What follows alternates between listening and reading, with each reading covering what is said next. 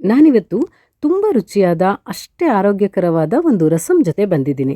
ಈ ದೊಡ್ಡಪತ್ರೆ ಅಥವಾ ಸಾಂಬಾರ್ ಬಳ್ಳಿಯಿಂದ ನಮ್ಮ ಮಲೆನಾಡು ಕಡೆ ತುಂಬ ಅಡುಗೆಗಳನ್ನು ಮಾಡ್ಕೊಳ್ತೀವಿ. ಅದರಲ್ಲಿ ಈ ರುಚಿಯಾದ ರಸಂ ಕೂಡ ಒಂದು.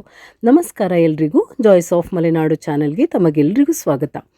ಈ ಟೇಸ್ಟಿ ರಸಂನ ಮಾಡ್ಕೊಳ್ಳೋದಕ್ಕೆ ನಾವಿಲ್ಲಿ ಸ್ವಲ್ಪ ಸಾಂಬಾರ್ ಬಳ್ಳಿ ಎಲೆಗಳನ್ನು ತಗೋಬೇಕು. ದೊಡ್ಡಪತ್ರೆ ಎಲೆ ಅಂತ ಕೂಡ ಹೇಳ್ತಾರೆ ಇದಕ್ಕೆ. ನಾನು 8ರಿಂದ 10 ಎಲೆ ತಗೊಂಡಿದ್ದೀನಿ. ಇದನ್ನು ತೊಳೆದು ನೀರನ್ನೆಲ್ಲ ಒರೆಸಿ ಇಟ್ಕೊಳ್ಬೇಕು.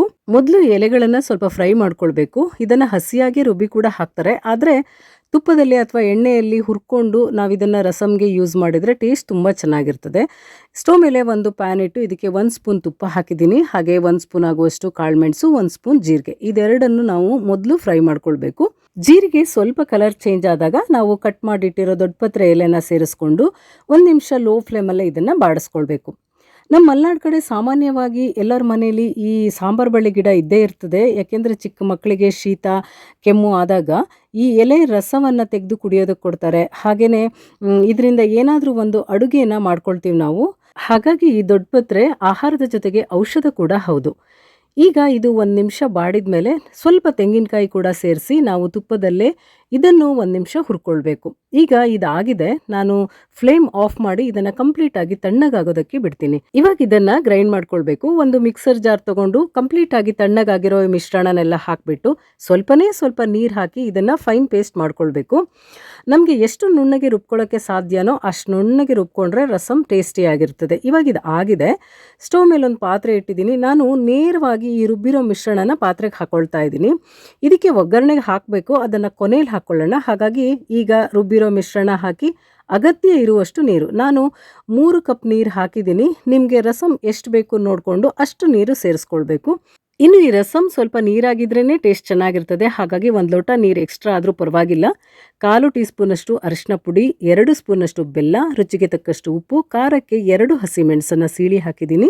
ಹಾಗೆ ಸ್ವಲ್ಪ ಹುಣಸೆ ಹಣ್ಣಿನ ರಸ ಹಾಕಬೇಕು. ಇಲ್ಲಿ ಕೊನೆಯಲ್ಲಿ 1/2 ಸ್ಪೂನ್ನಷ್ಟು ಜೀರಿಗೆ ಪುಡಿಯನ್ನು ಸೇರಿಸ್ಕೊಳ್ಬೇಕು. ಇದರಿಂದ ರಸಂನ ಟೇಸ್ಟ್ ಎನ್ಹ್ಯಾನ್ಸ್ ಆಗ್ತದೆ. ಹಾಗಾಗಿ ಜೀರಿಗೆ ಪುಡಿ ಅಥವಾ ಜೀರಿಗೆ ಯಾವುದಿದ್ರೂ ಸೇರಿಸ್ಕೊಳ್ಬಹುದು.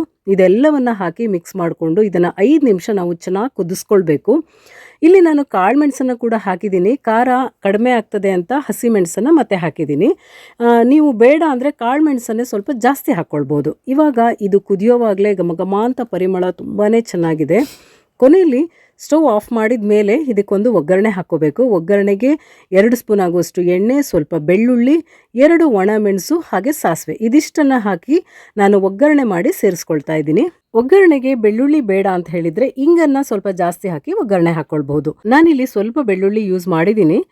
ಇದಕ್ಕೆ ಈರುಳ್ಳಿ ಬೆಳ್ಳುಳ್ಳಿ ಯೂಸ್ ಮಾಡದೆ ಮಾಡಿದರೂ ತುಂಬ ಚೆನ್ನಾಗಿರ್ತದೆ. ಇದು ಇಷ್ಟ ಆದರೆ ಬಹಳ ರುಚಿಯಾದ ಅಷ್ಟೇ ಆರೋಗ್ಯಕರವಾದ ದೊಡ್ಡಪತ್ರೆ ಅಥವಾ ಸಾಂಬಾರ್ ಬಳ್ಳಿ ರಸಂ ರೆಡಿ ಆಯಿತು. ಕೊನೆಯಲ್ಲಿ ನಾನು ಸ್ವಲ್ಪ ಕೊತ್ತಂಬರಿ ಸೊಪ್ಪು ಗಾರ್ನಿಷ್ಗೆ ಅಂತ ಹಾಕ್ತಾ ಇದ್ದೀನಿ. ಇದು ಕೂಡ ಆಪ್ಷನಲ್, ಇದ್ರೆ ಹಾಕೊಳ್ಬೋದು, ಇಲ್ಲ ಅಂದರೆ ಪರವಾಗಿಲ್ಲ.